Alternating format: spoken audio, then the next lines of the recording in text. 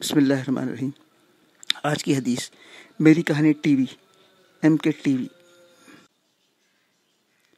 Daily حدیث 26 روزانہ حدیث میری کہانی ٹی وی بخاری حدیث نمبر 2309۔ بسم اللہ الرحمن الرحیم۔ جابر بن عبداللہ بیان کرتے ہیں، میں رسول اللہ صلی اللہ علیہ وسلم کے ساتھ ایک سفر میں تھا اور میں ایک سست اونٹ پر سوار تھا اور وہ سب سے آخر میں رہتا تھا۔ اتفاق سے نبی کریم صلی اللہ علیہ وسلم کا گزر میری طرف سے ہوا تو آپ نے فرمایا، یہ کون صاحب ہے؟ میں نے عرض کیا، جابر بن عبداللہ۔ آپ صلی اللہ علیہ وسلم نے فرمایا، کیا بات ہوئی کہ اتنے پیچھے رہ گئے ہو؟ میں بولا کہ ایک نہایت سست رفتار اونٹ پر سوار ہوں۔ آپ صلی اللہ علیہ وسلم نے فرمایا، تمہارے پاس کوئی چھڑی بھی ہے؟ میں نے کہا، جی ہاں ہے۔ آپ نے فرمایا کہ وہ مجھے دے دے۔ میں نے آپ کی خدمت میں وہ پیش کر دی۔ آپ نے اس چھڑی سے اونٹ کو جو مارا اور ڈانٹا تو اس کے بعد وہ سب سے آگے رہنے لگا۔ نبی کریم صلی اللہ علیہ وسلم نے فرمایا کہ یہ اونٹ مجھے فروخت کر دے۔ میں نے عرض کیا کہ یا رسول اللہ، یہ تو آپ کا ہی ہے، لیکن آپ صلی اللہ علیہ وسلم نے فرمایا کہ اسے مجھے فروخت کر دے۔ یہ بھی فرمایا کہ 4 دینار میں اسے میں خریدتا ہوں۔ ویسے تم مدینے تک اسی پر سوار ہو کر چل سکتے ہو۔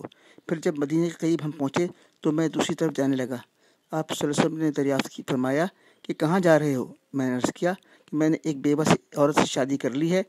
آپ صلی اللہ علیہ وسلم نے فرمایا، کسی باقرہ سے کیوں نہ کی کہ تم بھی اس کے ساتھ کھیلتے اور وہ بھی تمہارے ساتھ کھیلتی۔